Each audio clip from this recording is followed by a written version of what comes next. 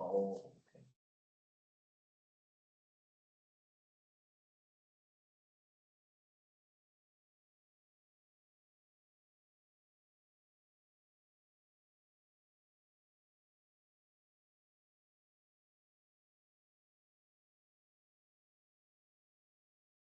Yeah, I thought you.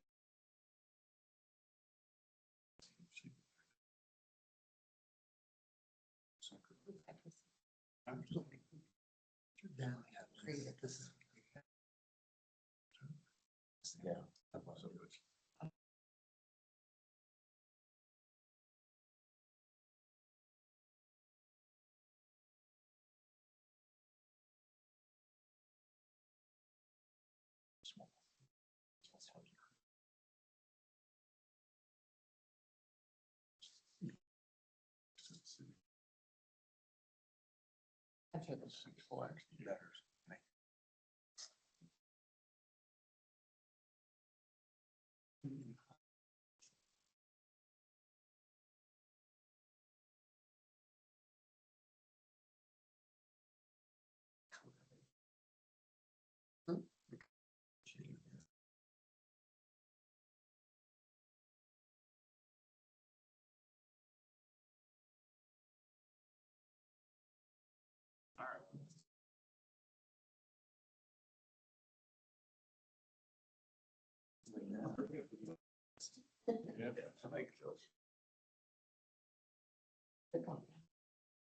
Hey, grab me one.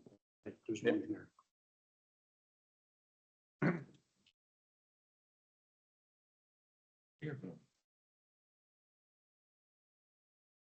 And somebody, it's just been fine.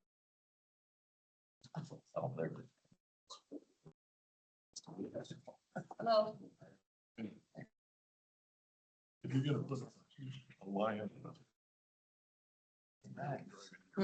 Yeah. Lion. That's a good one. This is different. from- Like Dutch Brothers. Oh, we're Yeah. Thanks. This is from Flight. Oh, okay.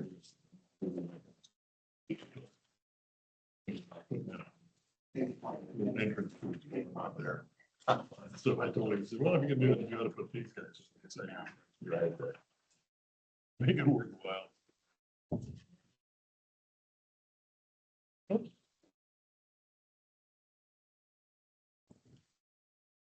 See, it's tough there. Sure. All.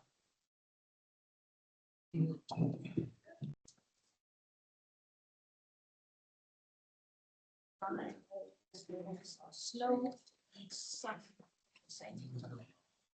Got a minute after the meeting. I do. And I got one thing that popped up when I was out of the country this weekend. Oh, man. And probably gonna take long, I think it's one you've already looked at. I think you need one more here, Mike. Oh, no, Shirley's got one. Okay. Okay, I'll send that over when I get back. I just don't remember that. Don't worry about it. This is good. Thanks. Yeah.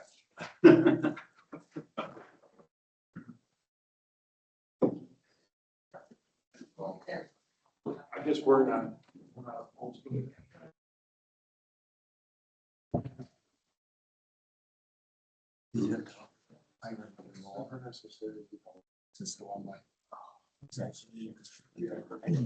Yes. Shirley gave us interviews. I got about the first one. Oh, did you? We had somebody on the other side. Yes, coming in Thursday. Good. So it's kind of know that gentleman. Dan's like, where did Dan put that back there? I did not see it. So, Yeah. yeah, I mean, he's passive.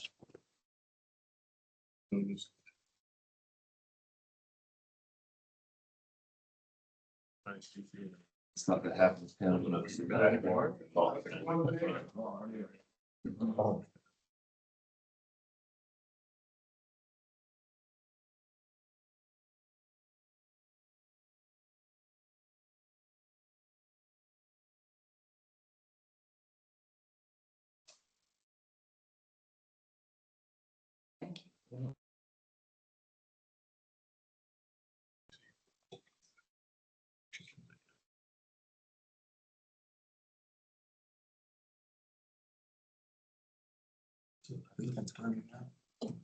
Well, really, I was thinking about losing that ass shuffle to get stuff, small class.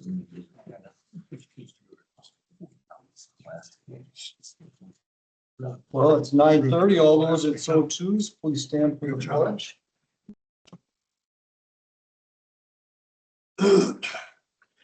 I pledge allegiance to the flag of the United States of America and to the republic for which it stands, one nation, under God, indivisible, with liberty and justice for all.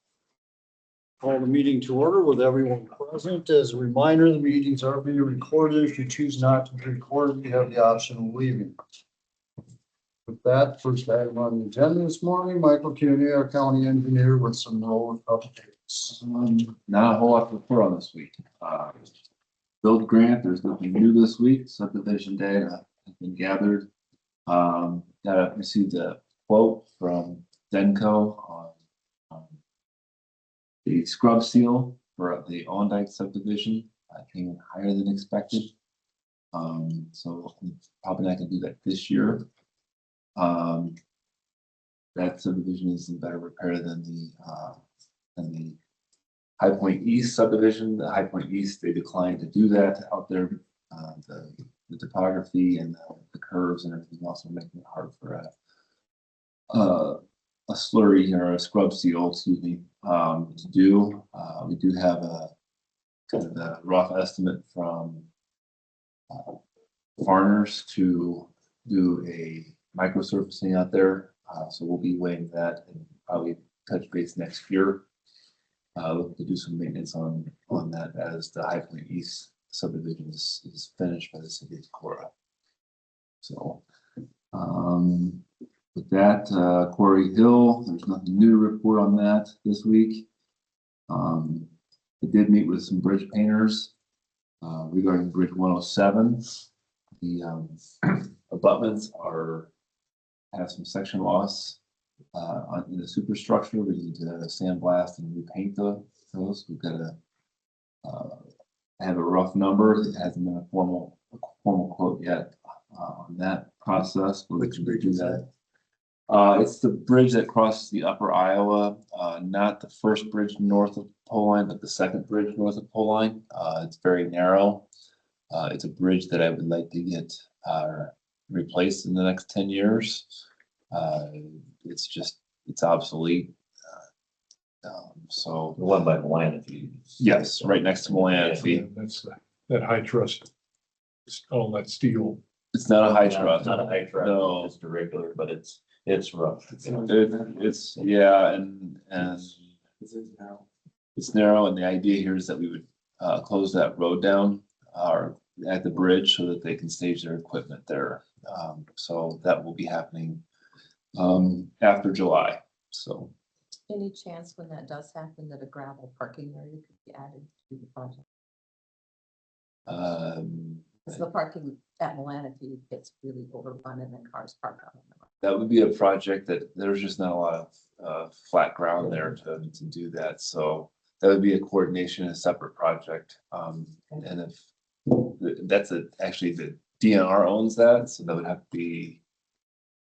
It's not that's not a conservation department park, so that's the DNR would have to. You'd have to be on board with DNR. So, because I actually looked into staging the equipment there, so we wouldn't have to close the road down, but it's not. They have no interest in that. It's just better to close the road down for the sandblasters. How long will that be for roughly? Week and a half is thinking the road will be shut down for a week and a half to do the two abutments. So, new scoop operator starts today. We'll be sending him to excavator training in Independence tomorrow.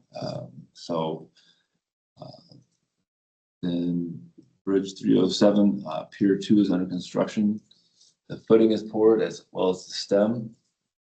So that's progressing. They, I think, are mobilizing and getting ready to set the coffer dam up for, I call it Pier 3 or the east side of the eastern pier today. The Freeport shop opening is filled, which means that we will have an opening for the Locust shop, and the Locust, we anticipate that the Locust shop will go out to the public, so. And then finally, Brunings is hauling out of Osk Quarry today for their resurfacing, so we should be real busy with that. Just talked to the superintendent before I came over here, and we're looking to do our first concrete patching on 350th this week as well. So Did you do that test patch out there on Conover Road with the calcium chloride? we did do that. We only did one load. What I saw of it was that there wasn't a change in coloration. So as it dries out, I'd like to go over there and monitor, see how the dust control section works.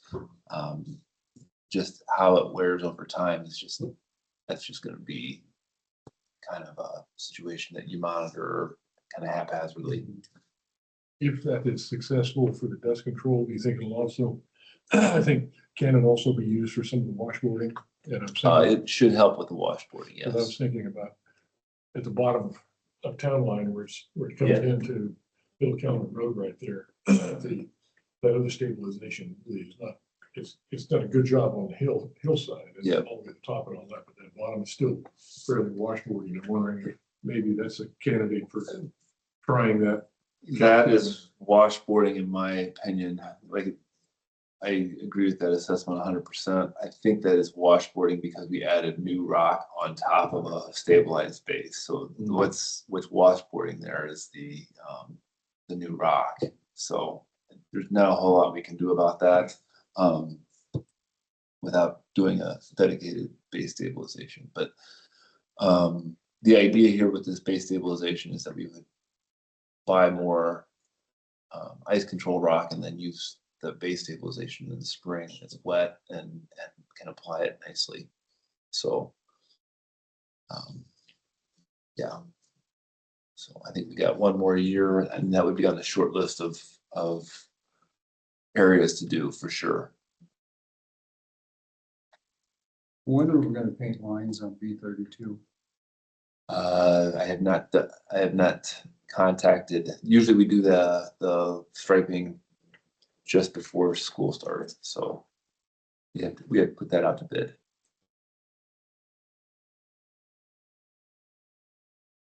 You getting questions on that? Well, I was just on it again the other day. I'm Sure. There's really no markings here whatsoever. Yeah, so.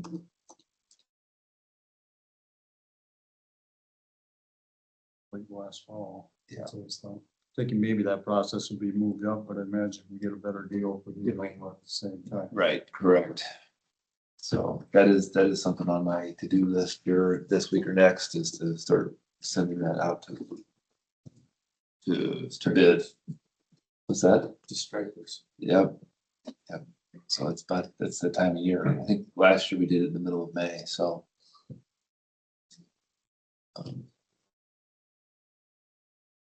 Yeah, When do we put Spillville center, or that section of road up for bid? when? Yeah. It's already been. Oh, it's already lit. It's already been let, yes, it's I can't remember, I think that's the Matthew won that bid.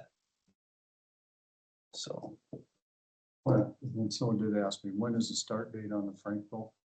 the late start date is middle of September. I think that they'll probably, I loosely put end of August is when I anticipate them starting without. So it'll be just in time for school. Yeah, I mean, they have other projects they have to get to, so. No, I just didn't know if it was earlier. It was later. It's, What's the length of time you think?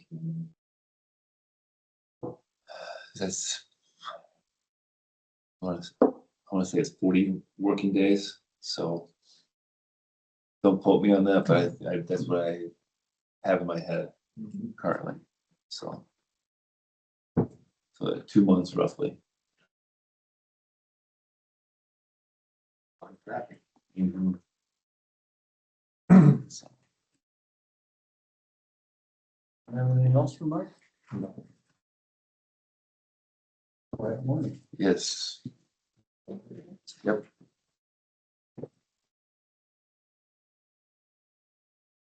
Consent agenda? Got, let's see what I got here. Might just have the minutes, let me double check. Yep, just a minute. Motion to approve the consent I agenda. move to approve the consent agenda.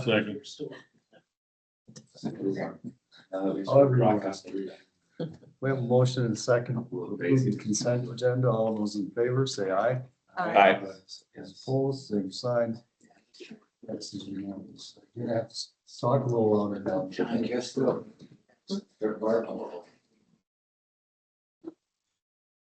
I'll focus on that. Any committee reports? Beautiful people. We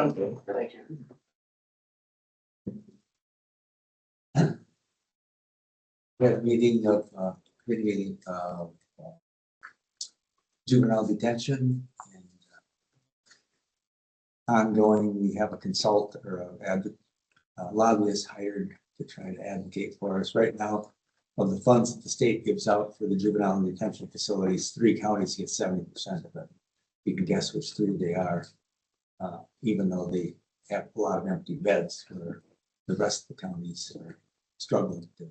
So I reached out to Mike Bergen, who thinks it's gonna move ahead where they approve that this gets reallocated, so we'll see. But it would be a significant amount of money that would be directed for our facilities. Had a conservation board meeting. I guess there was apparently 110 people that visited the Nesty open house. Conservation's looking into offering some primitive camping before the campground gets finished, but that's just kind of getting started right now. There's some people that expressed interest in buying a year-round spot. So that's another something the board is looking at. Well, not a lot. Well, my meetings are next week, so I'll report after that.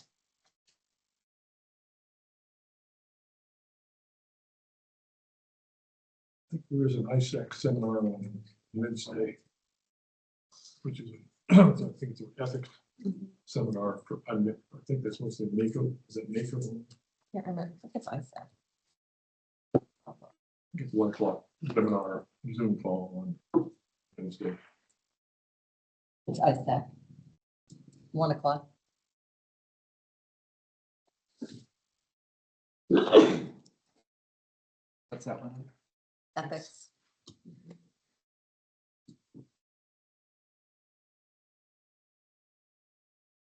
It's just an online.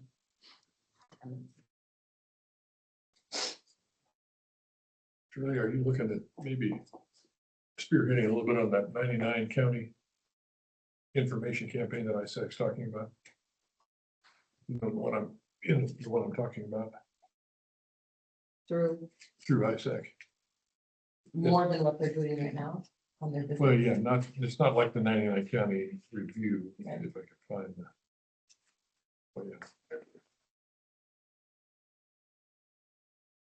That was a flyer that they put out, I think, last week. And trying to just let each individual county get out some information about what the county does, how how it happens, how it functions, they've got they have templates and social media posting examples and a lot of other available materials to make it. So are you asking me, do we want to If- do some type of marketing campaign or Well, educational It's piece just more of an informational campaign. on our website or through the paper? Can be done. No, it's all through our own website, our own postings. It's not through the ISAC system per se or the state system. I'll take a look at it and then see what we want to do as a group. You want that? No, go ahead. I still got the email. I just printed it off, so it was just a point of information.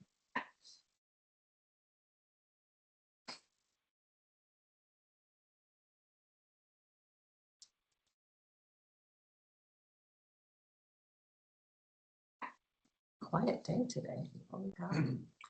Boy, We, It's not such a bad thing. we did hear back from the architect about how we're gonna submit for a claim on the roof shingle warranty. And Tony's handling that, fully. They don't send a kit out anymore, send. I think they're only asking for photographs and not asking for samples submitted Yeah. or them coming out, or they've changed it significantly. So, But and that apparently was supposed to be expected, or supposed to be a 40-year material. Yeah.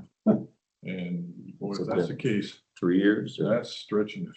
Or it'll, Like it covers labor and material, but it doesn't cover like flashings and. But it should be, if they approve the claim, it should cover most of the Cost cost of of the the claim. claim. Is there a deadline to make that claim? We don't specifically know yet, but it sounded like. The warranty period, we're still in the warranty period, Oh, so okay. in the first like it's tearing back. 20 or Yeah. years was full coverage, and then after that it prorated, so we're still okay. Still 'Cause well it- within it. Yeah, because that was 8 to 10 years ago when we put the roof on. And then the architect is still looking into the water infiltration on the round the clock. I'll show you. Mark's seen all this, but I'll move it over so you can see. This is from Mark and I's visit with the architect up there. I mean, this is like, you see the shingle is broken right there. Correct. And this one is cracked right next to it. This one is, that one's torn back on the edge right over just from this one. And these are the 8-year-old? Well, they haven't even been up there that long, have they? And I think I was like 18, 16 to 18, somewhere in there, so it's 8 to 10 years. And they're I would have supposed to be a go back and 40-year look, period. but and They're all that correct. more disturbing is probably 80% of them have crack rates in the middle. Mhm.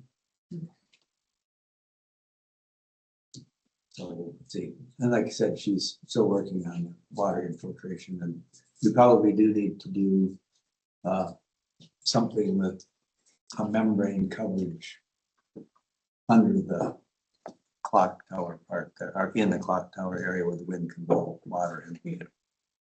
And they had old ventilation chutes that are there, which probably just need to be taken out and That's just make it a flat knocking them down, surface. making it flat, putting in basically like a EDPM type roofing material, coved up and sealing the top of that, and then any water that might possibly blow in through the the louvers that we have up there on the top. Because you can see, even in the courtroom, there's tiles are stained again up there in the corner. Brand new tile. Brand Oh, new no. ones. So that may be, at this point in juncture, that's the best mitigation issue that we have found. And because there's one other, we do need to plug those holes up on the top of the copper up there. Mark. We have, what appears to be 5 Give me bullet up a holes, ladder. 4 or 5 bullet holes. But, and there may be more that we can't see because there's an inner skin of wood, copper over the top, and you can't see the daylight. All right, next item on the agenda, Andy Vanderrocken, attorney. Good morning. Good morning, Andy. Well, just some information for you. Last month I submitted an application to the U.S. Attorney's Office for an award, proposing that Chris Webber be awarded the Law Enforcement Victim Service award through the Department of Justice. Primarily for his work with the Miscellaneous case, but also other efforts that he's made. I got notice last week that he did receive the award, and it will be presented to him at the courtroom Wednesday morning at 11, if you're interested in attending. Of this week, This week, at what time? 11:12.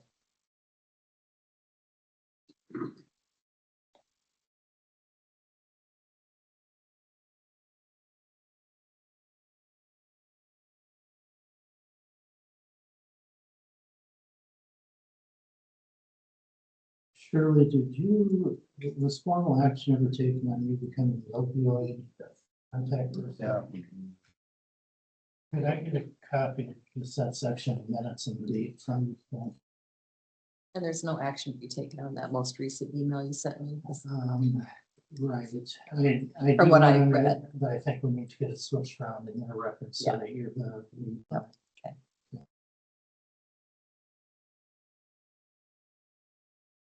Did we get everything answered on the DHS building? No, I'm not.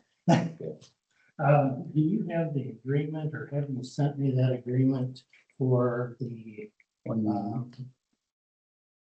septic?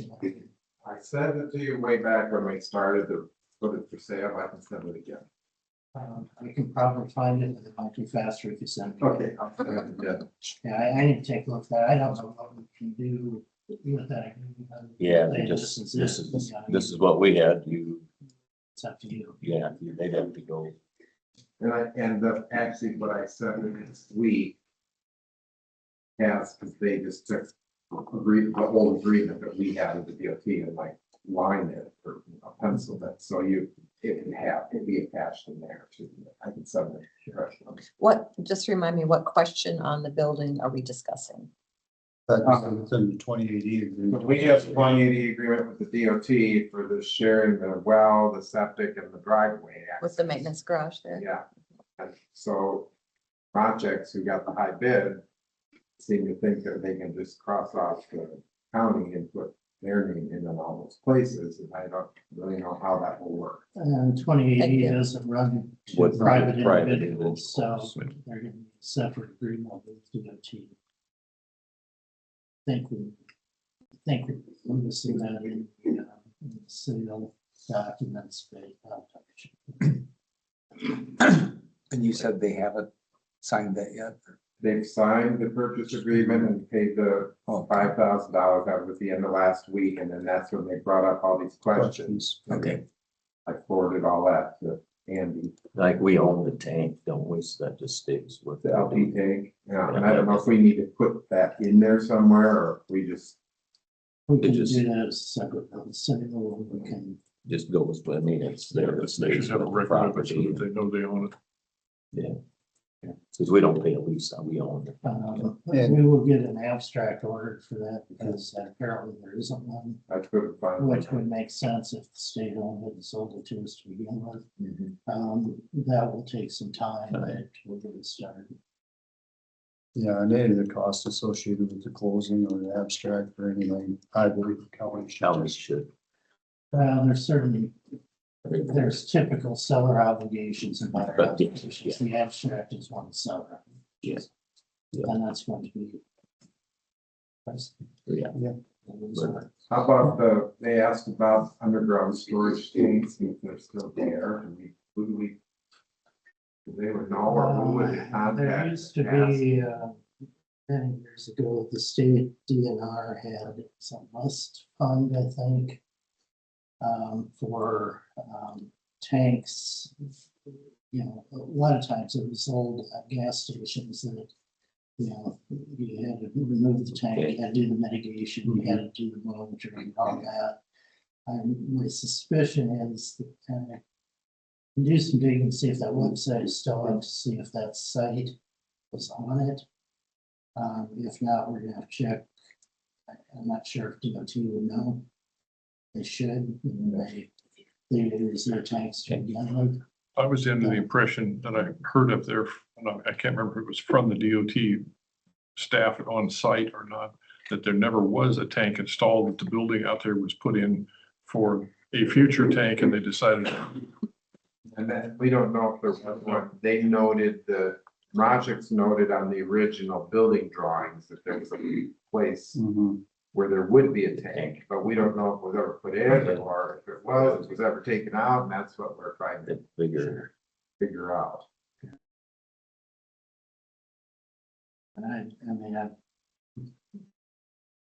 and even on that site that I'm talking about, it may have a section on identification of all tanks too, I'm not sure. I'll do some digging, see what I can find. If I can't find anything, we'll DOT. Because I would imagine if that tank was there and it was taken out, then they would have had to install monitoring walls, stuff like There'd that. have to be a- Do at our shop. Yeah, that's what I'm thinking. It's, if it was there, it's the same type of thing you went through, and if it isn't on their system, then it may never have gotten installed. And, you know, even from the time they installed the monitoring wells, we never really had any contamination, but they still monitor them for, I think it was a course of 10 years. Yeah. And after 10 years of clean, then Then you're off their they're list. done. Yeah. So who should Rojic's, I'm assuming they'll need to have their attorney or somebody work with the DOT for this agreement. Is there somebody here who can be the point person to tell them that and to try to explain that? I want to look at the agreement that's in existence to see Okay. if there's any language in there about transferability or anything. Okay. And then I can, I think if you get me their email address to their contacts, I'll just ask you to Okay. have their attorney reach out to me and we can talk about that. Did anyone ever look inside that small building in the parking lot there that was meant to be the gas? I forget what was in there, just some, But you didn't see. I didn't. If that was set up for. there was no but pump or nothing. There's no pumping, there was no wiring, there was some conduit and explosion proof, couple of switches there, but that was all I saw. So I don't know that there was ever anything in there associated with the pumping of a tank. Okay. And the key to that building is hanging in that little anyway area between the two lower doors. There's a key marked for that building. It's locked.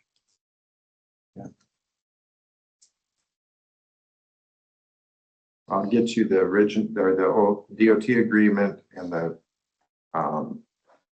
contact email I have, and then we can go from there. Sounds good. Anything else? Maybe it's with one of our next discussions, the data center. You suggested one moving to M1 type thing. M2. Or M2. Do you want to stick around while we talk about that? Or Ken? maybe we can move that up to the first. Yeah, we can do that. See. And with that, 10 o'clock, miscellaneous items, the first of which we'll discuss zoning related to data centers. You have this, Mark? Well, we talked about looking into having some sort of policies or restrictions or directives on that, and the P and Z met the other night, and meanwhile, I think Andy had some discussion with Tony and I don't know who all, that rather than just moving ahead, potentially adopting something similar to Key County, we at least make an effort to move it to M2. Is that correct? Correct. And then potentially working on further clarification and putting a policy in. The Albuquerque one, was agreed with people that looked at it. It's pretty thorough. Take minimal changes potentially, but anyway. My thought was moving TAM 2 gives you the ability to monitor requested changes to the zoning. I think that there is some legislation being discussed at state level. And frankly, my recommendation would be to let that play out before you adopt something locally that in all likelihood is either going to be preempted or is going to run in parallel with what the state is doing. Mark and I, we had a discussion on it, and when you brought that up, the changing to industrial, and I thought that's a very good idea. You know, that's something we get done in a relatively quick time frame, and then that puts that restriction on there. Really does limit the ability to put one in a lot of places within the county. And then, like you said, let the time, play out down there at the state and see what they come up with.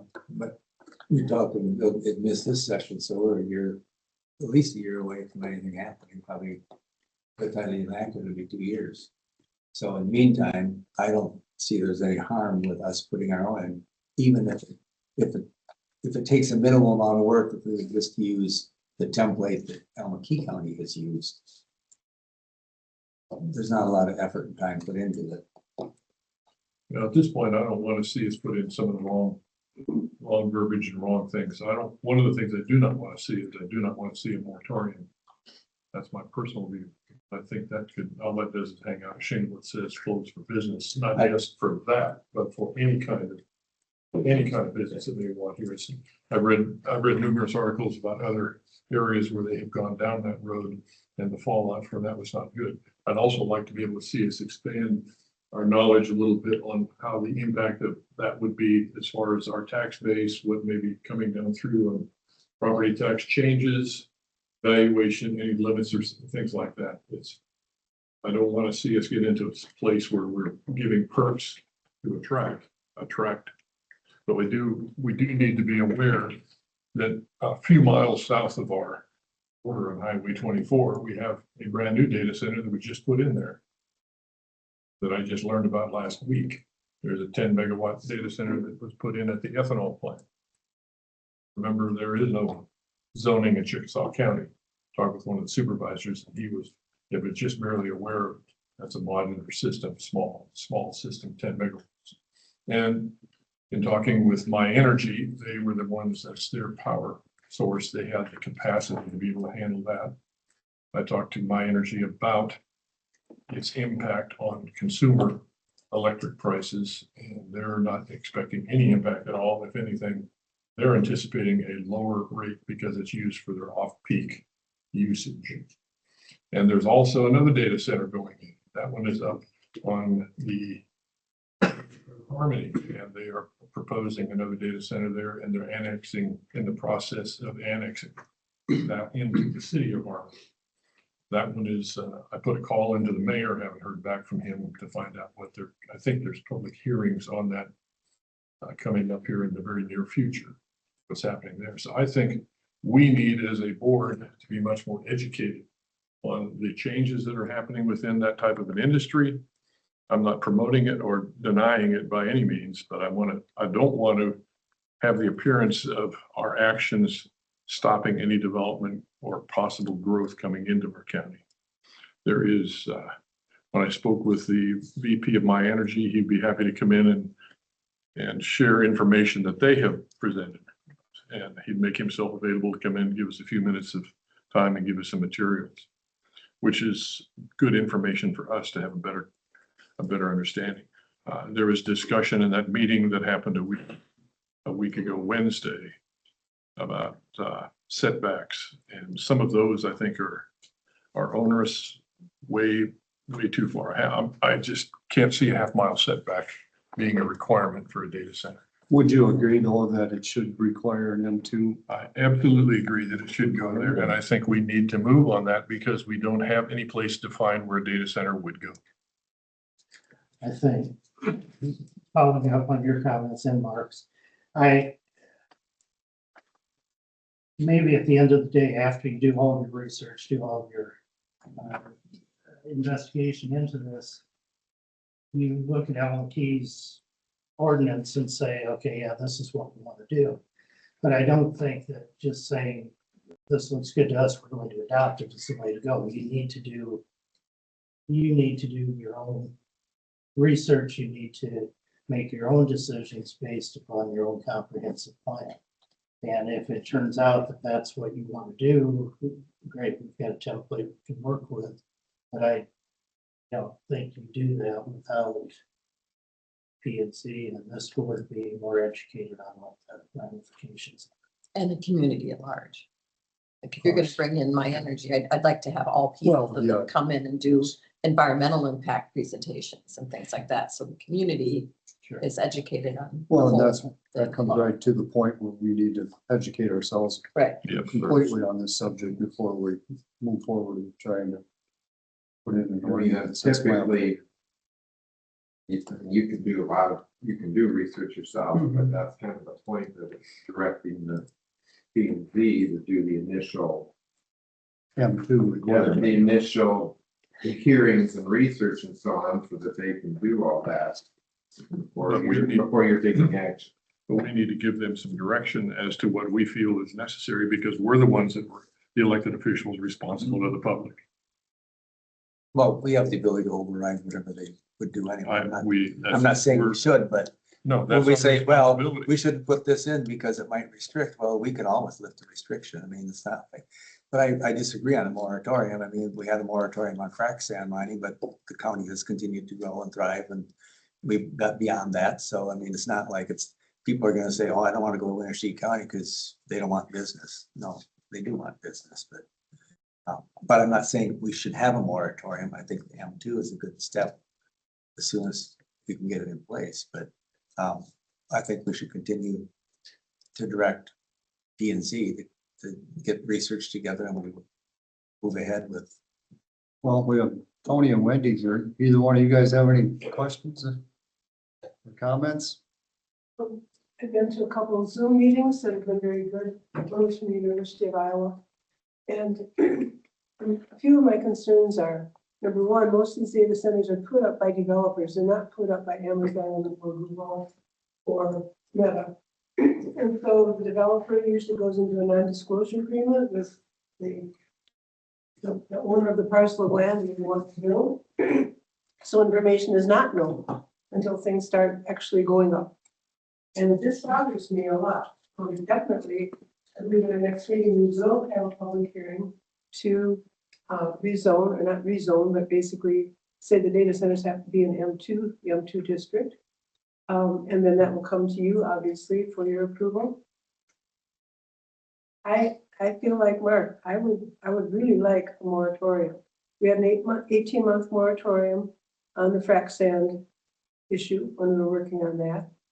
Simply because things are moving so fast. Right now, there are somewhere between, as of March 9th, I will say, there's somewhere between 94 and 105 data centers, large data centers in Iowa. They're going up really fast.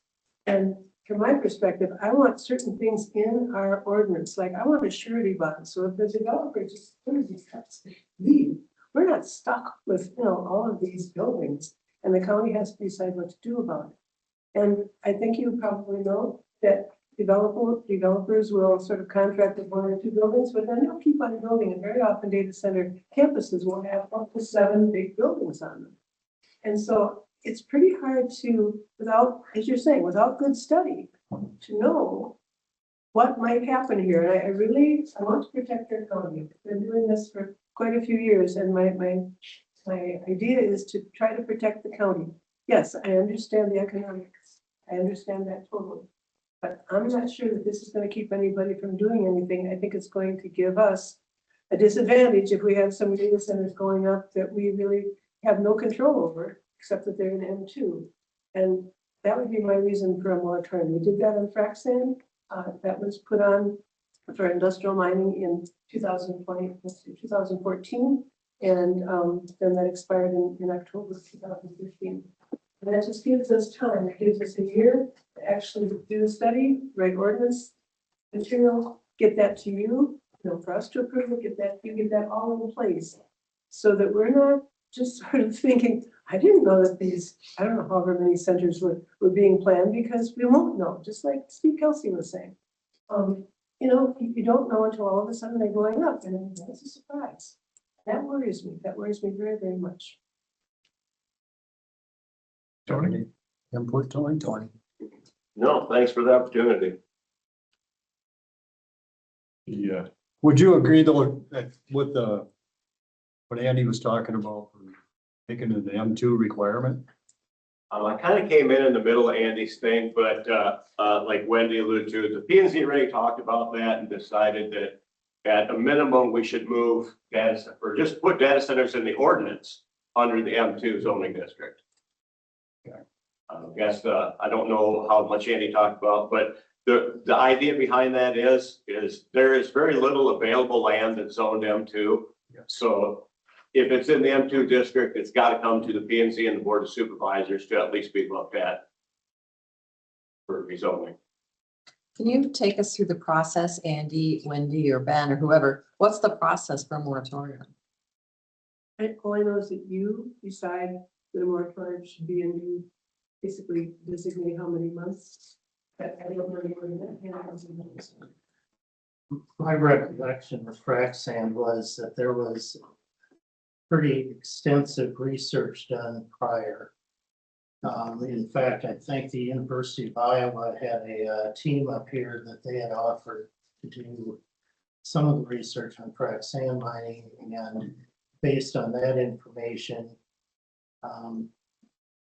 I think the board felt there was enough to impose a moratorium for 18 months and at that point, the research obviously continued, and we amended the ordinance at the conclusion of the moratorium. And we had to be careful that the wording wasn't too vague, because there were concerns that if the wording was such, then people wouldn't be able to mine sand for bedding and agricultural facilities and those kind of things. You gotta be careful how you word it, and not. And the frac sand issue was, and it's my recollection, was an issue for us because of our proximity to Clayton County, more than it was a direct risk of happening. Not that it couldn't, but that was one of the reasons that the research that went into it ahead of time was done, to make sure that we had a basis to say, yes, there needs to be a moratorium, rather than just say, well, we're scared that frac sand mining might happen here, so let's impose a moratorium for 18 months and then do the research. Yeah, there was preliminary work done to make that determination. I looked up in my notes to see what the University of Iowa students said. One thing that they leaned upon pretty heavily was the fact that during construction of these facilities, frac sand mining, data centers, you have a lot of construction people coming into the county that have to be served. And then they disappear, once the construction is done. And I know Google says for some of their big facilities, again, this is from one of the Zoom meetings, they assume about 100 full-time workers for a big facility. And I have no idea what that means exactly, but facilities.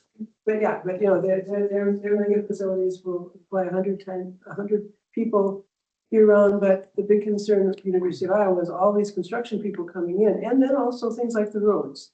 We want to have something in our ordinance about if the roads are sort of destroyed, bringing all the equipment in, that the company that's doing this is responsible for repairing them. There's just a number of things that I know from looking at the frac sand issue that will apply to this also. And I just think, like I say, it would relieve us on planning and zoning if there was a moratorium, so that we could have some time to do some really good research and put really good wording together without looking over our shoulders. In my conversation with the VP of My Energy, and they are involved with both the Harmony facility and the Lawler facility. They're willing to come in and talk and explain, and they're not being anywhere. Are they being shielding, trying to prevent any disclosure about what's happening? He was very open and offered to come in and address the board and bring some educational material for the people if that was of interest. I'd like to see that. I'd like to see it go ahead on, put it on next week's agenda. Give him 10 minutes to come in and give us some understanding. It's not going to hurt, but it would give us a better feel for what's going on. The one in Lawler is a modular. That's would fall in that edge category of the small data centers. The one that's in Harmony would fall in the middle as being one of the moderates. The larges, I think Alliant may be anticipating, because they're educating the people. If you saw anything from Alliant in your email, I got one at home on just because of being an Alliant customer, with a 1-page explanation of data centers and their policy and the impacts on residential electric users, all of which was very positive. But that's been sent out to probably every Alliant customer that has an email. And that's Contact your person you talked to, have them get with me, and I mean, I don't want to just put them on the agenda. No, Yeah, but I'll take it. Their availability. I'll make sure that that's a possibility, but I'd like to see that if we're talking about it, let's keep the ball moving. but energy is one issue, but there's also environmental issues. If they're using groundwater, coolants, whatever system. Yeah, It's all moving pretty fast. So I mean, I think there's a lot of potential from an environmental standpoint that you need to consider, not just the electric, of course. It's like the drug companies doing their own studies and saying, well, this is a safe drug to use. Well, it'd be like power, I'm not saying, but potential for a flawed interpretation of what's going to happen to your rates if you just assume that. yeah, I had a lengthy the promoter conversation. is, you know, I had a lengthy conversation last night with Representative Bergen about this issue, and he was, he does not feel when we have any kind of an issue up here. And we have to remember the concept that most of these seem to be moving forward with is a sustainability option. I'm not hearing any new construction on data centers that's going in with water cooling. It's all recycled refrigerant type systems. I haven't been able to get any data yet on what the sound issues may be, other than what I saw, some general recommendations from the EPA. I don't see that we're seeing those kinds of things because they're looking at it as, is it something that's going to be sustainable with electricity? Because the electricity has to be there before they're ever going to make a commitment, or it has to be, and it's only going to come where the reason that Lawler apparently went forward quickly was there was excess capacity in that substation that My Energy owned. And so they put that small data center in there, and it went together fairly quickly. But I don't know where Harmony fits, other than they do have capacity up there. Now, the rural part of our county is primarily serviced by My Energy. I think the word you keep using is quickly, and that's another reason, referring to Wendy, that a moratorium would allow us time to, and look at how things have changed just in the last 6 months about how they cool and the noise they produce and all of the things. And so a year from now, I think you'd have a much better idea of what you want. Cooling hasn't been going on for just 6 months. You don't put Well, together, for example, the Cedar Rapids facility, which is huge. We would never see anything like that up here. That is a 600-acre building, basically, that's going on that property. And they're using modular refrigerant recycled system without any water usage at all for that facility. And it's in the environs of Cedar Rapids. So I think we need more education, and that didn't happen in 6 months for that project already to be in the stage that it is. So when those technologies have been around for quite a while. Moving forward with the M2 requirement, though, does buy us the time, I feel. Absolutely. I agree. And I just want to say, I'm not against a data center, but if everything is in agreement with what fits our county. So that's And I have not read the one from Untitled County. So that's basically what I'm saying is I'm pretty uneducated around the data center. And So for right now, are we agreeing to ask P and Z to move forward with the change to an M2 designation? yes, She just said that they already were planning on it. Yeah, so I'm just saying, but I that's mean, where we're at right they now. can move forward with it and do that, and it comes back to us and we say, no, we don't want it. Right, but you said that you were already planning to do that at your next meeting, right? But I think you already actually asked them to look into it several months ago. We didn't ask them to look into M2, we asked them to look into this issue. Yeah, and that's what they're gonna come to. And it came up because of the discussion we had, and then there was some Right. disagreement about no moratoriums. Let's have Okay, a. but I think that they gonna answer your request to look into it by bringing a recommendation to put it in Yes. the M2, the way I heard, but. But then what they're looking for is, do they continue to do the research to look at adopting a policy? Or do we just wait for the state to come out with something 2 years from now?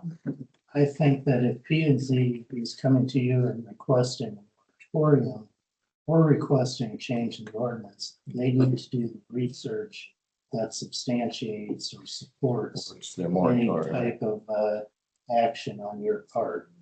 Can't, I mean, I'm sorry, but I'm sitting here listening to, you know, well, we think this is gonna happen, and well, maybe this could happen. That is not the basis to take action. You need better Substantial evidence, information. here's what information.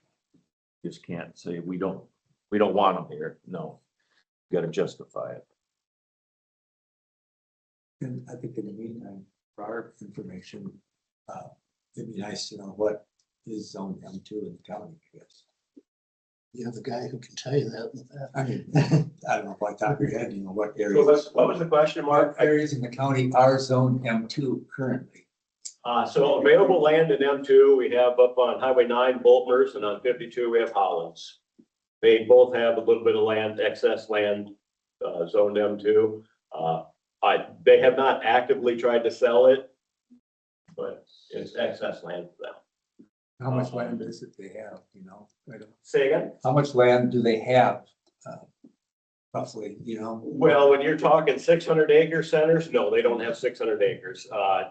I'm struggling to think, I believe Hollands had a total of about 20 acres there. And they used, Pretty much most of that, or there's very much left they haven't Yeah, done. and then Boltmers, I'm really struggling to remember on that one, but I think they. it's about 10, wasn't it? Was There was a 10 sign total? on it for a while, 10 for sale that he had rezoned at the same time. That would be, a wild guess, 10 would be. A lot of that drops off. And that is. Yeah, I thought it was. Well, no, Bohrs have that M2 that we rezoned for that natural gas that hasn't gone anywhere yet. There may be a little something in Freeport in the industrial park that's available on M2. So it's just not common to have a lot of M2 sitting around. It would be small pieces or excess. Is that a filter we can punch into Beacon and it shows the M2 on a map? Yes, so if you go to the map tab, there is county zoning on that.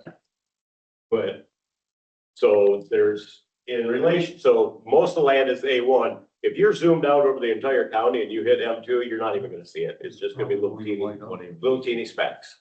So you'd have to have kind of an idea where you're looking and zoom in farther to do that. But out in the perimeter, we have nothing but really agricultural land. Say again? Most of the perimeter, we don't have anything down in Jackson Junction or over in Festina or Ashen or any of the other small towns. So there's little slivers of stuff, but usually those are a business and they're using the entire piece of ground. I think John Deere out there, maybe Wix, both of them are. So between John Deere and Wix, there's some commercial and M2. Actually, that's I forget if it's M1 or M2, across from Boltmers, Novak, in that little building out there. In there, that's, yeah. So just in the interest of the meeting, moving on with the agenda, are we in agreement to ask P and Z to do the research and then present us with that research for a moratorium? Is that where we're at right now? No, we're in agreement on an M2, putting. No, I know data that, Centers into an but M2. we're also talking about what Andy just said is that we would request P and Z to do that research. And we're gonna look into it ourselves too, but P and Z do the research and then bring that back to us on moratorium, the need for a moratorium. Is that, am I Yeah. understanding that right? I didn't, my point is, I don't think you can impose a moratorium without doing the research. Right. And I don't think you're in a position to amend your ordinance without doing research. So somebody's gonna have to do research on the topic and educate P and Z and this board and the public about the issues that are out there, and you're gonna have to make a decision at that point whether there's action to take or not. So your previous direction was to P and Z to research this topic and bring suggestions. So the first thing they're gonna bring is to recommend it be M2. If they come back with another suggestion in a month or two that says there should be, that they recommend a moratorium, that's something. I don't, if you direct them to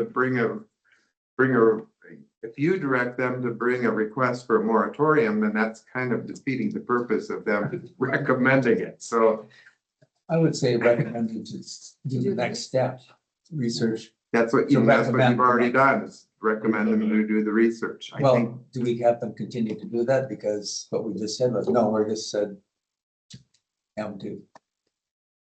We haven't given them any directive beyond that. If we put out, Andy, I have a question for you. If we put out basically, we're making a statement that data centers are not welcome and we're not providing any zoning that would accommodate them under any circumstances, are we running liability risk? You are, if you don't have basis to make that decision. I mean, if it's arbitrary and capricious, yes, you run a risk. If you have the research done that may justify that, given whatever our specific circumstances might be that would impact that, your risk is minimal. But at the end of the day, you need a factual basis in which to apply your decision. And I think, I'm with Ben here, I don't think that you should be telling P and Z, research this and bring us enough information that we can do X, Y, or Z, or that we can do it. I think P and Z, their own volition, can proceed with their research, and that's what I expect they would probably do. If you have questions about these centers that you want answered for your own purposes, I think bringing somebody from My Energy, bringing somebody with environmental background in and spending 10, 15 minutes at your meetings and becoming educated yourself has value, because if and when P and Z brings you the information that they put together and they have a recommendation for you, you're going to be more well equipped to respond. And I believe if we have them come to our meeting and inform us, then the P and Z has the opportunity to watch the recording in the meeting too, in order to help educate themselves and let themselves go forward. So to put together a recommendation. So I think it's the situation is, as we were found out with the timber transfer yard or whatever it is, if you don't have it specifically designated to something, then you can't regulate any of it. So that's why having it in two would at least lock them in if that's it. Where when the timber thing, we didn't have it anywhere, and so it's like, well. That is one. We went thing ahead can with all it agree because on there is the was M2 no- requirement. There's no place for us to go, so that's, I don't want that same situation, I guess, so yeah, M2 would be great. Well, we'll go with that for now. Can I ask one question? Would you like P and Z to go ahead and start, I mean, if we're doing research, that's sort of nebulous. If we start actually working on another section for the ordinance, like section 711 is on industrial mining, and then we've got one on solar, and we've got one on wind. Do you want us to start working on a section like that for data centers?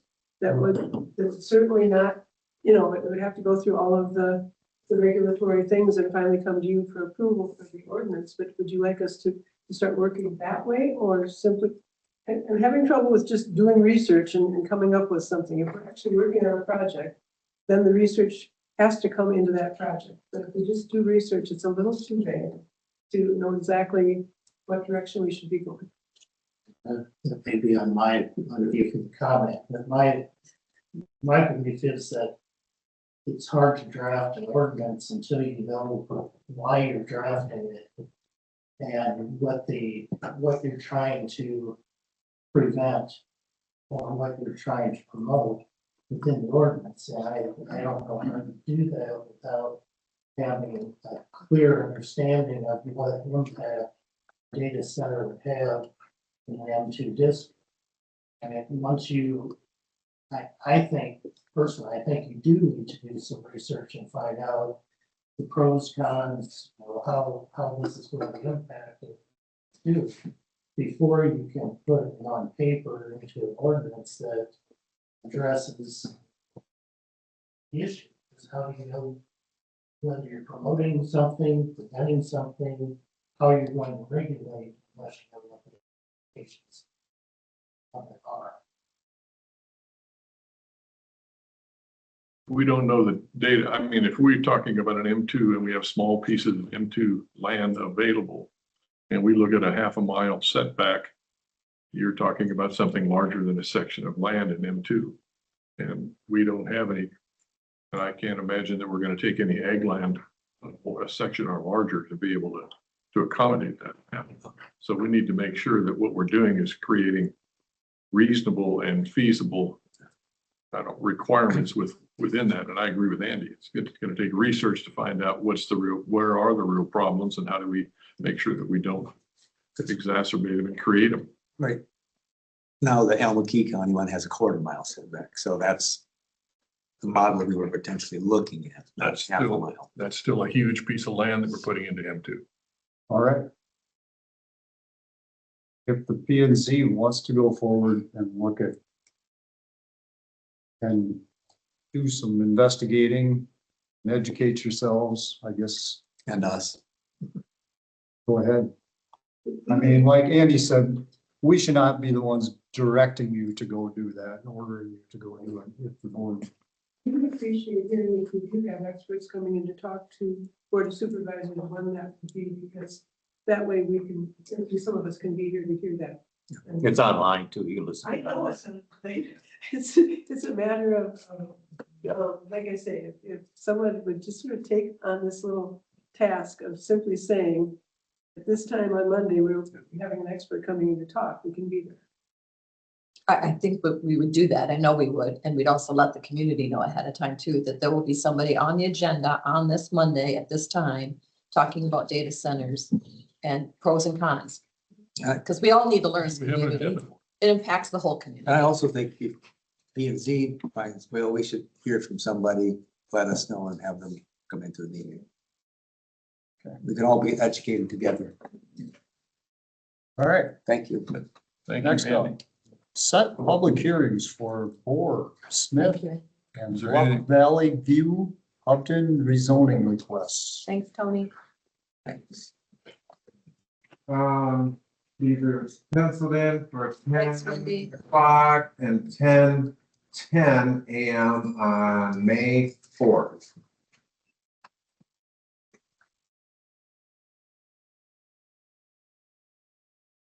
Motion to set a public hearing for rezoning on May 4th. Second it. All right. Both of these, they We have a motion and a second to set the public hearings, first of which the Bohr Smith and Bluff Valley for 10:10 on May 4th. Wait, Bohr Smith for 10:10 and Bluff Valley View and Hovden for 10 o'clock on May 4th. All those in favor? Wait, Which, So a no, quick question, where's the information on this? When will we get that? The P and I was at that meeting and it was unanimous.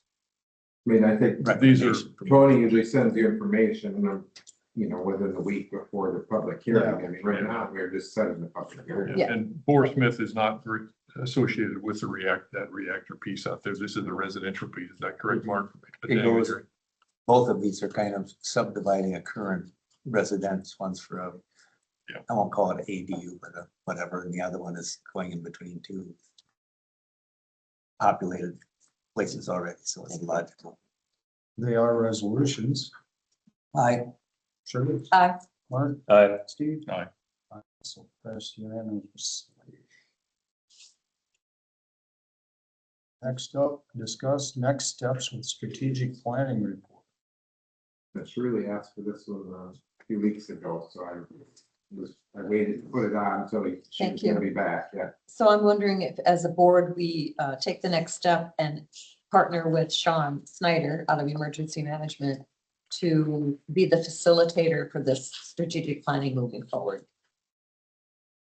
Based on the goals set through the planning session with Upper Explorer Land. I think we need to do something moving forward, and I think his expertise would be great to tap into to help lead that.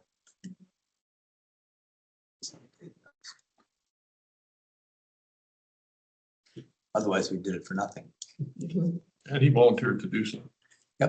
And he's done it for other groups. So I think it would be silly not to have an in-house Sean Snyder do this with us.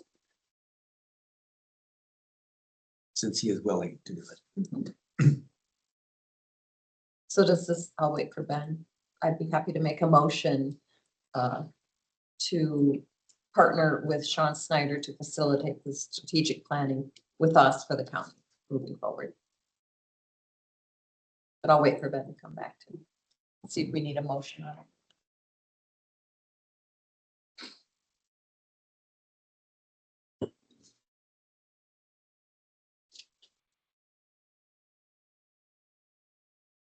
We're waiting for you. I made a motion. I don't know if we need a motion on this or not to work with Sean Snyder as the facilitator moving forward if he's willing to do so.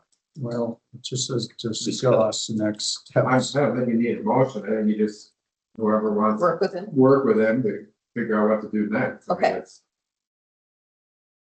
There's no action, right? Take it right now. If he wants to set up a department heads meeting or Okay, if you want him to come in here and talk with you first to figure out what your goals are with the report or whatever. Let's figure that Well, out. maybe we could have Sean come in and just give us an idea of What what We- angle he Next wants Monday. to take on it. you just Go from contact there. him and see what Monday works for him. That'd be great. He's online. John, can you unmute Sean Snyder? Hi, everybody. Can you guys hear me? Yeah, For the record, I always get nervous when you guys start throwing my name out at these meetings, but I'm happy to help. understandable. Nothing but positive. Nothing but positive. Perfect. So you're looking at Monday, the 27th. I'm happy to come in. Okay, thank you. Thank you. I'll just look for Ben to shoot me an email with whatever time works. Thanks, everybody. Thank you. Thanks, John. Sean. All right, next up, discuss PTO policy. Yeah, Mark called us, asked if we should consider this, and I figured a good starting point would be to look at the last time since I've been on, I think we've the board has had discussions about this like 3 different times, so this is the most recent one that I passed out last week.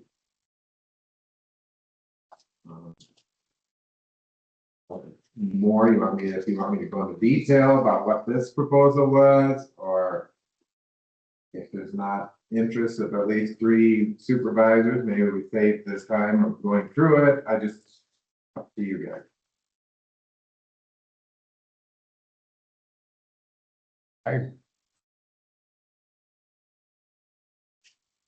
don't think I'm really in favor of it. I'm not at this time. We've got enough going with what we've been previously discussed, plus the courthouse to deal with, so.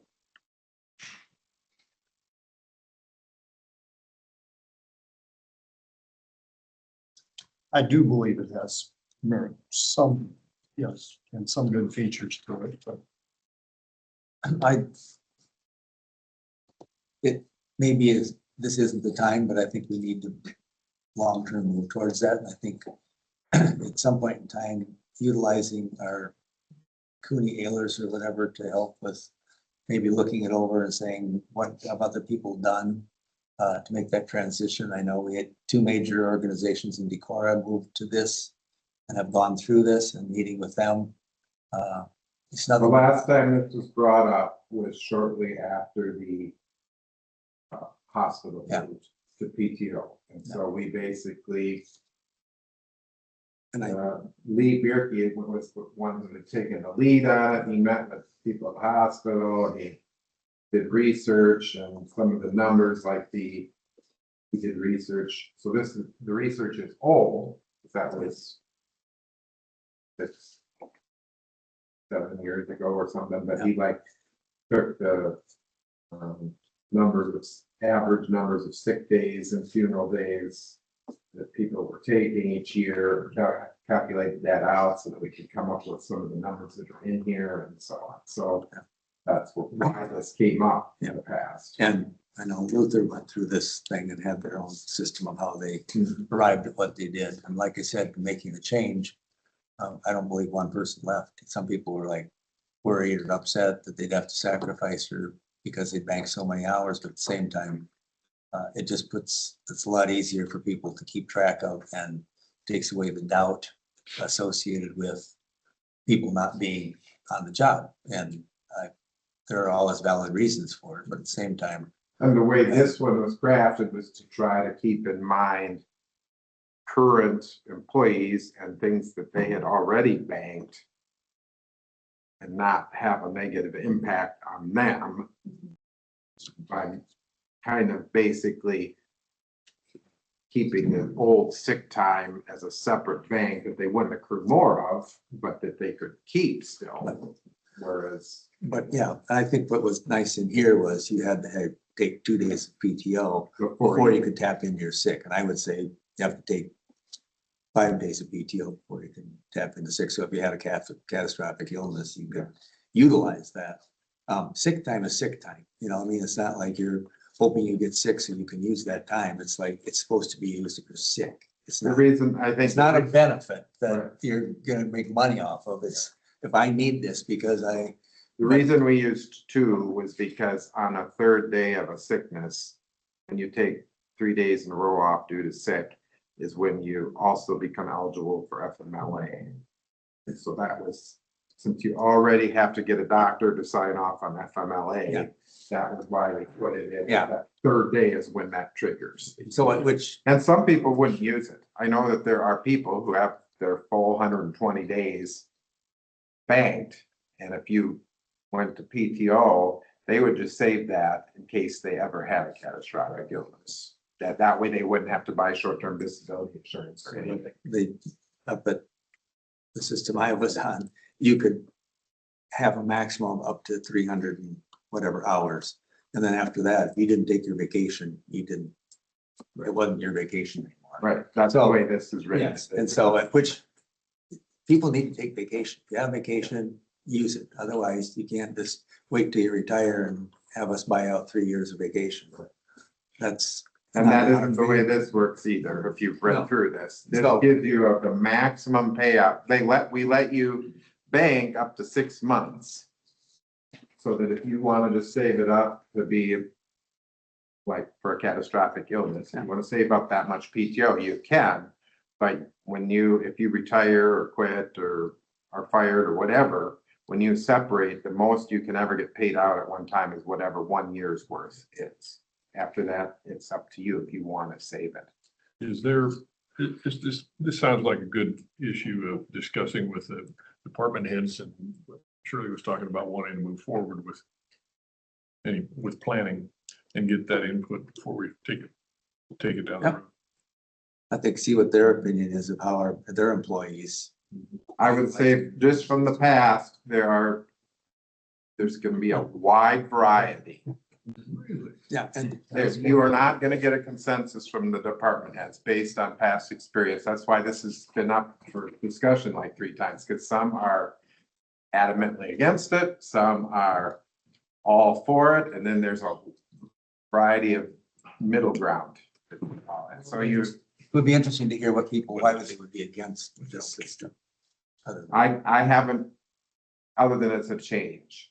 I mean, that's why the first proposal last time we brought this up didn't look like this. And we tried the board made changes to it to try to accommodate all of those concerns, but I think it would be hard to come up with a valid reason to be against this because of all the things that are built into it. Like people don't like something different, so that was. What's Al McKee do? Do they have a PTO policy?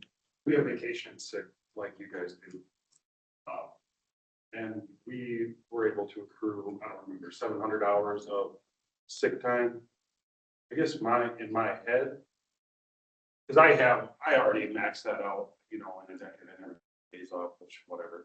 But it is, but that's sick time, I'm saying. I mean, the comment was made that if you don't use your sick time, you've already had the benefit of not being sick. I mean, that's a benefit in and of itself. It isn't a benefit you need to take. Right. And in my head, if something, God forbid, would happen where I would be out of the office for 3 or 4 months, I was getting paid because I wasn't sick for a decade. Yeah. And to me, there was a safety blanket there where you kind of lose that safety blanket a little bit in the PTO. Yeah. But That's the biggest, I guess that would be the biggest concern is for the people who don't currently have a bank that gets transferred over. A new employee starts, they get more PTO than would have gotten vacation on its own, but if they just use it up right away, they have no safety blanket. so it would have, You'd have to Is find it- some you would- short-term well, disability. the institution had short-term and long-term disability, and you'd go through and file for it. And, at some point in time, if you're gonna be indefinitely sick, then you need to go to long-term disability. Right. And, or if it's gonna be a longer. I mean, we have people who purchase long-term disability right now. But, and we don't have short-term right now, because at the time we were implementing it, there weren't enough people interested in getting it. That would be something that you would have to discuss. If you go to the PTO system and there isn't the safety blanket for a new employee, if they have to buy it, then it's not beneficial to them. And if the county is going to buy short-term disability, then it's going to cost you something. So that would be something to. I mean, this one, the board wasn't interested in the county buying short-term disability insurance, especially since we were maintaining the sick bank for current employees. So not everybody, why would we pay for short-term disability for a bunch of people who already had a sick bank to cover it? So that's why the board at that time didn't propose that. We got room to budget for all this? I wouldn't recommend if the county pays, if you're gonna let the current employees keep their sick banks, then they've got themselves covered. So I don't know why the county would pay short-term disability insurance. That would be something they would have to decide to do if they wanted. But they're gonna have 20 some days of time to take, so. That would go, the pros and cons that I'll just throw a few of them out, and maybe this isn't the time you really want to think about this, but from department heads discussion previously,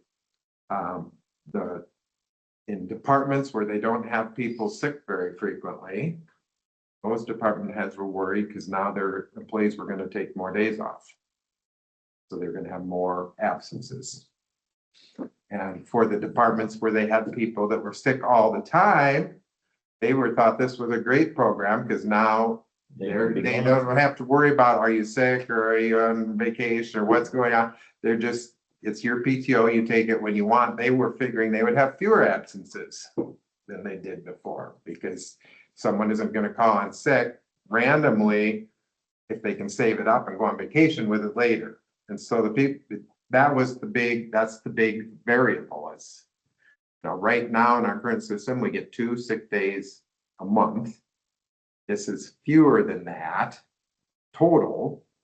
You don't have to have an excuse. So if you have employees that happen to seem like they're calling in sick about 2 days a month, you're thinking, well, this is a way to try to mitigate that being the more frequent use of sick time. Whereas if you're in a department that hardly anybody ever calls in sick, you're like thinking, oh boy, now I'm gonna have people gone more frequently. And so that was the wide variety of employees and department heads' opinions. Basically, additional vacation days. Right.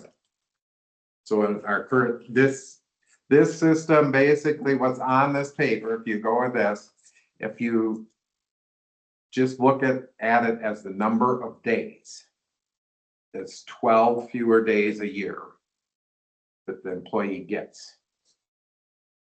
But they're not restricted to. But it's unrestricted, so now, so the people who weren't sick very much now get to take 12 more days off if they never were sick before. And the people who were sick all the time, they get to take 12 less days off than they were before. So a new employee during the first year, instead of taking 2 weeks of vacation, could take 24 days. They get 10 plus 12, so 22 days. 22 days. 22 days.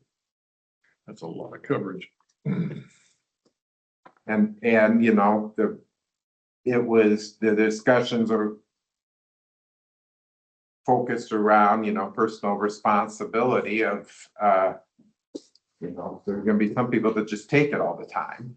And they get sick and then they don't have any time to take. And so does the county need to be there to help make them save some of their time to be for sick? That's kind of what our current system does. So do we want to give them the option to make their own choices? And But they also have the unpaid leave option, so. And then this is not that we have to give them this many days. No, this is what he came up with, like, well, Yeah. look at what other institutions have done, how many days they figured this would translate. the 12, the current, but basically this system takes your current vacation, adds 12 days a year to it to replace the 24 days a year you get for sick. And the way we came up with the 12, that was what Lee's research was, is that average employees, the average across the whole employee pool was between 10 and 10 and a half sick days a year, and between 1 and 1.5 funeral days a year. So that was where the 12 came from. But that's also looking at a system that potentially is already being abused, so are there that many, is that average higher because maybe people just had a little. Yeah, and I think that's where the variety of things, I mean, there are departments, some of the, like when I was in the treasurer's office and I started here, it was like you came to work no matter how sick you were. And you had to be in the hospital to not go to work, basically. That was the way it was presented. I mean, you never called in sick for so we hardly ever took sick days because that was the way our department had presented it. It didn't want you to ever take sick. So there are departments that were like that, and then there are departments where there's a couple days a month because that's how many days they get. So Like I said, you can only bank so many hours. If you don't take your time, you're just lose it. And that shouldn't be a negative thing. It's like, well, that's your choice. yeah, and you didn't get sick, so you were benefited from being well. Yeah. How many days do we have that we can accumulate now? Right now, you can accumulate up to 120 days of Sick. sick time, and you can accumulate it's 1.5, I don't remember off the top of my head. I think you can accumulate up to 1.5 times your annual accrual for vacation. So if you get two weeks a year, you can have up to 3 in the bank.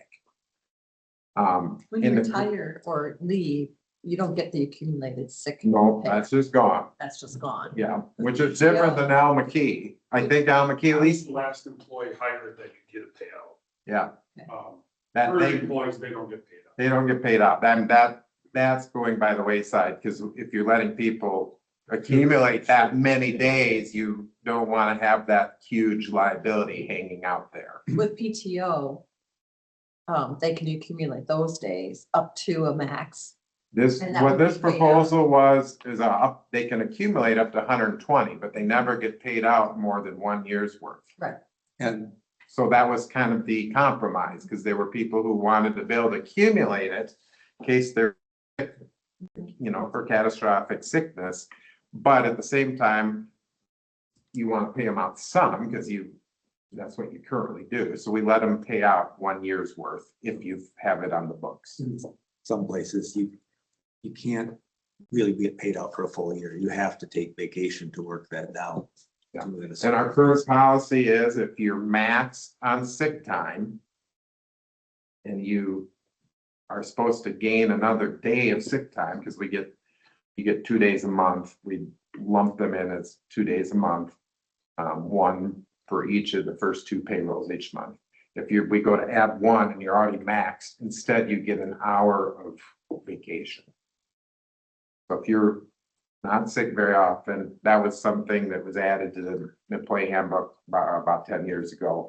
A way to encourage people who aren't sick very often that they're still getting a benefit. They get an hour off for every sick day they can't go into their bank. All right, so what's the, So for now, put this on the back burner. Is that the consensus? And maybe as we move ahead with Sean Snyder going through, we should continue to consider this as we talk to department heads and see if there's I think in the county, and also maybe look at other entities that have done this and what their plan was. Because we do have a full plate right now of other things we're juggling, so. and everybody, the creatures of habit, so everybody's been used to doing it one way, sometimes change the direction of the ship. I mean, that was one thing that was, Well, that's, that was one thing that was brought up too at the last time we discussed this. I mean, you don't have to. I mean, Mark said that they make a change and then probably no one's gonna quit over it, but you could just say, here's the policy for new employees. Like Jared said, for employees on the sick time change, the existing employees got to keep the old one. You just filter in new ones and eventually they all get changed. I mean, we used to, when I started here, we got our paychecks every 2 weeks, we got a physical paycheck. Then they implemented direct deposit, and at first it was voluntary.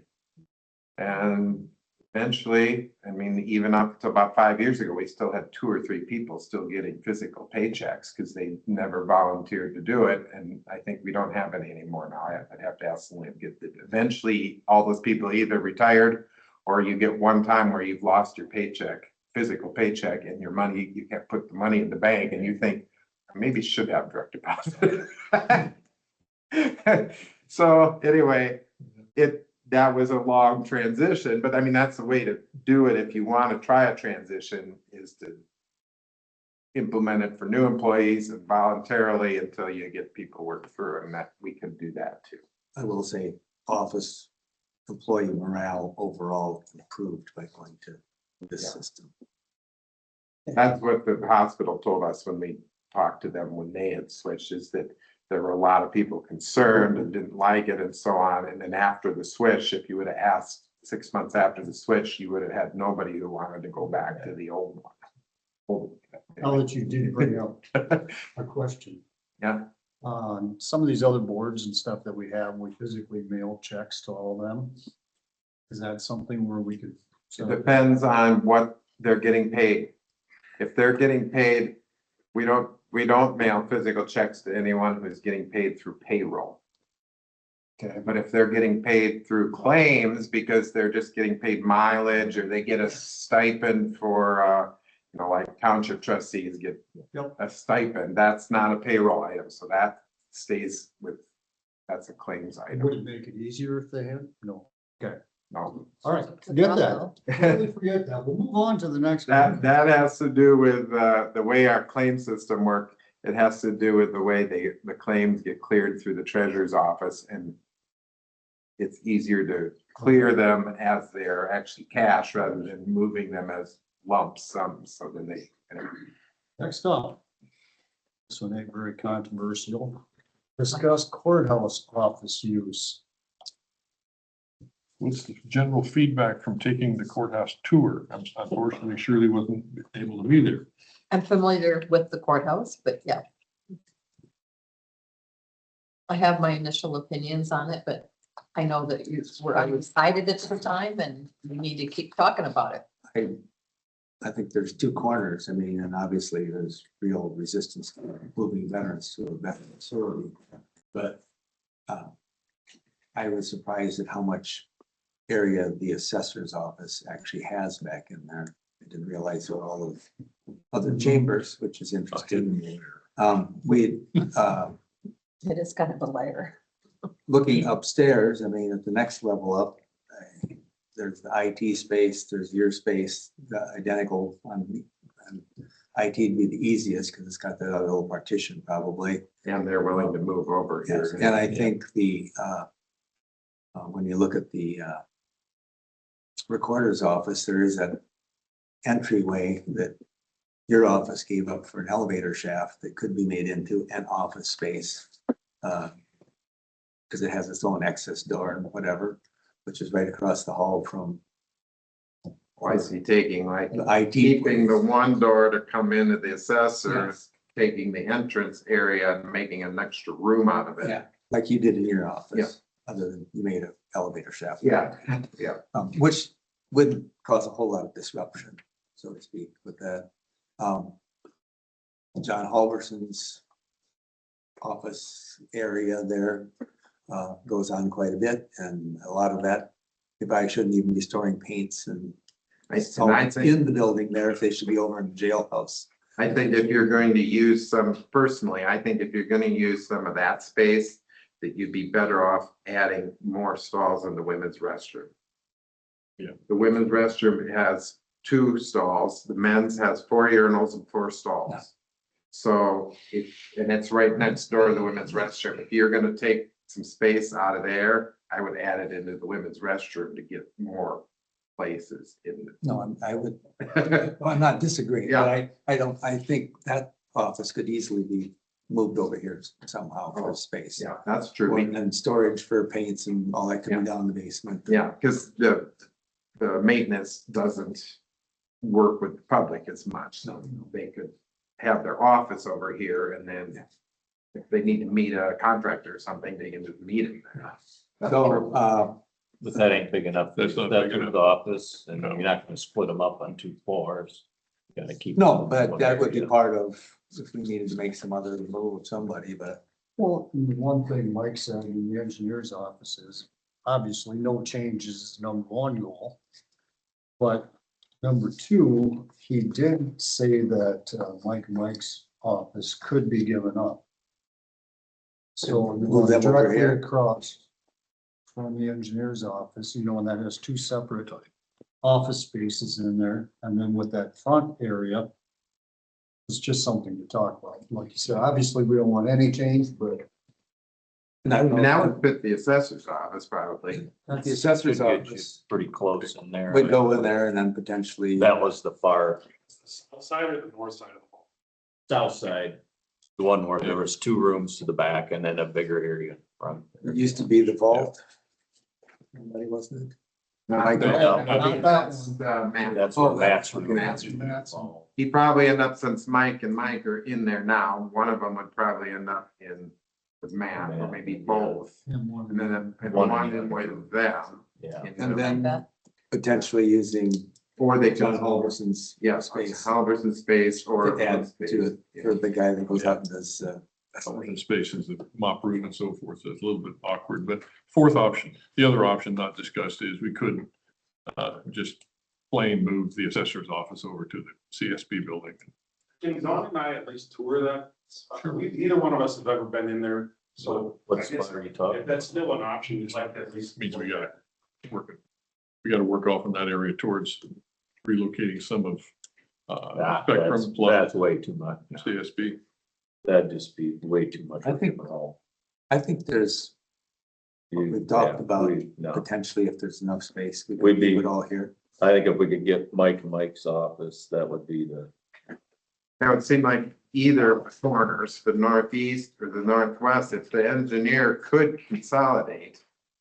Whether they put them all in one or the other, then whichever one they don't use could be the assessor's office. It'd be nice to keep you in the courthouse. Oh, I fully understand. going down, there'd be so much rigmarole. That would be, And I would think if you want to find, if there is some space to be used at the community service building, eventually you want to put the public health office there so you aren't paying rent. I mean, if you're gonna just pay rent, indefinitely, you could, there's room in that floor. You could put offices over there if you really wanted to. I mean, if you're gonna just keep paying rent there, they don't need all the space we're renting, so you could put offices there if that, that would be, but I think that isn't the long-term goal. I would say, No, So- no, you in that building over there. We just Yeah. have not dealt with Spectrum at all. We have not dealt with No, toys we don't. programs, so we have no leases or anything of that No, I nature. think- They haven't received. So potentially, are we thinking of looking at the Mike and Mike office and John Halverson's in conjunction with that, or? we can maybe just, I would, Jared and Don look at that Mike and Mike office a little closer, just, That's on the south side. yeah. Yeah, let's If let's that have, would- let's direct Reggie just go ahead and put it in AutoCAD and draw out that space of how it could be, how it might be used. And then likewise, since there's still been discussion about upstairs, let's see if there's any, and then we'll just put those on the table next week. Take a look at those. Sounds good. Because IT then would move here. Oh, yeah. I mean, I think John, when I last talked to John, he's planning to move over here either way. And we directed him that way when we did the whole thing of getting this cleared out over here, and that So was the he's, intention. he's already been, and I don't know if you need to be involved, somebody needs to be, coordinate with John Halverson and John Lupke. Or if they can just figure out, but I mean, they need to work on getting the painting and the carpeting and whatever needs to be done over We there. can discuss. Okay, yeah. So I think that's gonna happen either way. There could be some updates to the bathroom over here that would. You didn't leave your space in very good shape. when I you did moved out. not, but it was, I left it, hey, I left it exactly how I found it. Poor kid. So Reggie would take that off if he'd like to have that off. Motion to adjourn. Second. Motion and second for adjournment. All those in favor, say aye. Aye. Passes unanimously.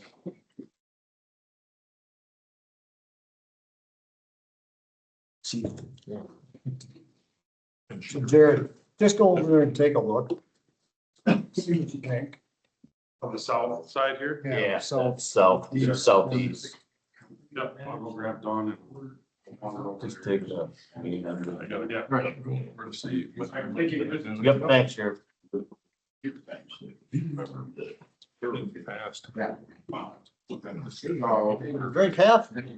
you may want to just grab Mark. I'm talking about Get out it, past- what brought this up. And You there was want to talk to them about data centers for a minute? Two what about? curves like this. Yeah. Basically, it's been a concern statewide and obviously a couple of local counties. Yeah. It's, yeah, I forget that's right there, but that whole field right there, all that water comes from that wooded area, that's further to the south and comes back in and lets his use. And then there was issues, I guess, maybe we'll discuss with Mike on the past, but have better culvert across there. I happened to stop in there, was talking with him, every time we get an inch and a half of rain, his basement. And he gets part of his field washed out. Yeah. Otherwise, there's too much water that comes back. Some of them. Which Yeah. potentially. It's different. Probably be 16. Or the culvert is big enough that it backs way back. Oh. Yeah, some. So I'll have Michael take a look at that, because it's not fair to be flooding the guy's basement. It's on us. Yeah, that would.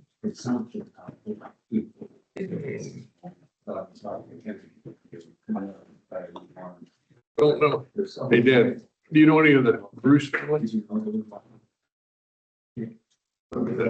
one of the Bruce family. A Bruce is one of the directors down there at the ethanol plant. One of the original investors, I think. Bruce is up in this part. In Chickasaw, and that ethanol plant down by St. or by Ball. And then there's one goes on. And there's one interesting. I think Anyway, so they just.